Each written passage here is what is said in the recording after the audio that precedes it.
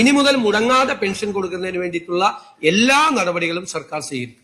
പ്രതിപക്ഷ നേതാവ്. സർ, ബഹുമാനപ്പെട്ട മുഖ്യമന്ത്രി ഉദാഹരണം പറഞ്ഞതുകൊണ്ടാണ് ഞാൻ ഇടപെടാൻ നോക്കിയത്. ഈ ലോസ് ആഞ്ചലസിൽ പോയയാള് ഒരു പെൻഷൻ വാങ്ങുന്ന അമ്മയുടെ മകൻ, അവരെ ആ മകന്റെ സംരക്ഷണത്തിലായിരിക്കില്ല, ഇവിടെ തന്നെ കഴിയുന്നതായിരിക്കും. പക്ഷേ മകൻ അവിടെ കഴിയുന്നു, അതിന്റെ ഭാഗമായിട്ട് അവിടെ പോകുന്നു. അതൊരു അയോഗ്യതയായിട്ട് കണക്കാക്കുന്നത് ശരിയാവുമെന്നൊരു സംശയം. ഞാനൊരു ഉദാഹരണം പറഞ്ഞതാണ്. നല്ല വരുമാനമുള്ള ഒരു കുടുംബത്തിലെ ആൾക്ക് കിട്ടുമ്പോൾ തീരെ വരുമാനം ഇല്ലാത്ത ഒരു കുടുംബത്തിലെ ഒരാൾക്ക് കിട്ടാതെ പോകുന്നു. അപ്പൊ ഞാൻ പറഞ്ഞല്ലോ, നിശ്ചയിച്ച സമയത്ത്, സർക്കാർ നിശ്ചയിച്ച സമയത്ത് അർഹരായി ആയിരിക്കും. പിന്നീട് അവരുടെ സാമ്പത്തിക നിലയിൽ മാറ്റം വരുത്തുകയും വീടിന് വരുമാനം ഉണ്ടാവുകയൊക്കെ ചെയ്യുന്ന സാഹചര്യം ഒരുപാട് കുടുംബങ്ങളുണ്ട്.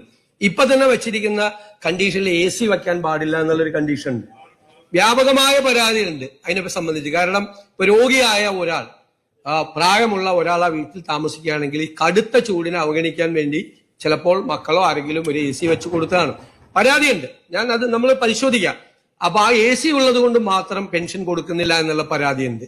അപ്പൊ മക്കൾ വിദേശത്ത് വലിയ വരുമാനം ഉണ്ടാകുന്ന ജോലി ചെയ്യുന്നു, അവര് വരുമാനം അവർക്ക് അയച്ചു കൊടുക്കുന്നു.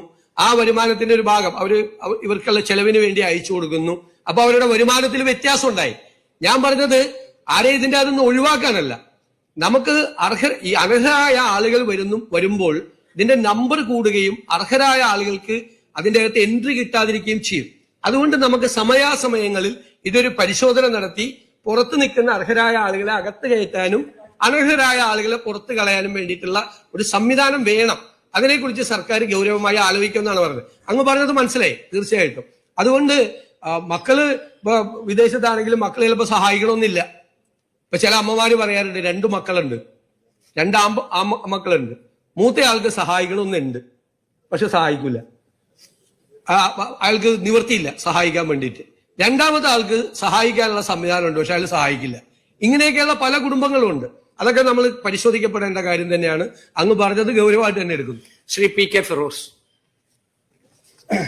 സർ, ഈ സാമൂഹ്യക്ഷേമ പെൻഷൻ വാങ്ങുന്ന കാര്യത്തിൽ ചില മാനദണ്ഡങ്ങൾ, വ്യാപകമായ പരാതികൾ ഉന്നയിക്കപ്പെടുന്നുണ്ട്. നേരത്തെ ബഹുമാനപ്പെട്ട മുഖ്യമന്ത്രി സൂചിപ്പിച്ച കാര്യം, AC കാര്യം. ഒരു വീട്ടിൽ AC ഉണ്ടെങ്കിൽ അതിന്റെ പേരിൽ ക്ഷേമ പെൻഷൻ നിഷേധിക്കുന്ന ഒരു സാഹചര്യമുണ്ട്. രോഗികളായിട്ടുള്ള ആളുകൾക്ക് ഡോക്ടർമാരാണ് പലപ്പോഴും AC നിർദ്ദേശിക്കുന്നത്. അതുപോലെ തന്നെ ഡയാലിസിസ് ആയ പേഷ്യൻസ്, അവരെ കൊണ്ടുപോകാൻ വേണ്ടി ചിലപ്പോൾ നാട്ടുകാരൊക്കെ പണം പിരിച്ച് വാഹനം വാങ്ങിച്ചു കൊടുത്തിട്ടുണ്ടാവും. അപ്പൊ അത്തരം ആളുകൾക്ക് പെൻഷൻ നിഷേധിക്കപ്പെടുന്ന ഒരു സാഹചര്യമുണ്ട്. അത്തരം മാനദണ്ഡങ്ങളിൽ ഇളവ് വരുത്താൻ സർക്കാർ ഉദ്ദേശിക്കുന്നുണ്ടോ എന്നാണ് ചോദിക്കാൻ ഉദ്ദേശിച്ചത്. ഞാൻ നേരത്തെ സൂചിപ്പിച്ചതുപോലെ ഇത് പരിശോധിക്കപ്പെടേണ്ട ഒരുപാട് കാര്യങ്ങളുണ്ട്.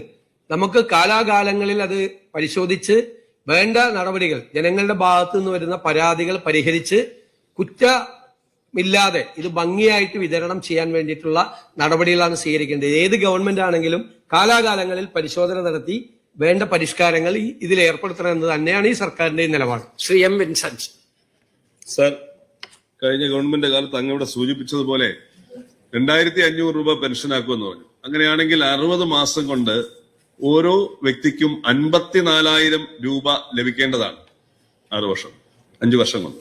എന്നാൽ ആകെ 4 മാസം മാത്രം വർദ്ധിപ്പിച്ചതിലൂടെ വെറും 1600 രൂപയുടെ വർധനവാണ് ഉണ്ടായത്. വാഗ്ദാനം ചെയ്തത് തന്നെ ഏകദേശം 51,400 രൂപയുടെ കുറവ് ഈ പാവപ്പെട്ട പെൻഷൻകാർക്ക് വരുത്തിയിരിക്കുകയാണ്. ഒരു വാഗ്ദാന ലംഘനത്തിലൂടെ വരുത്തിയിരിക്കുക.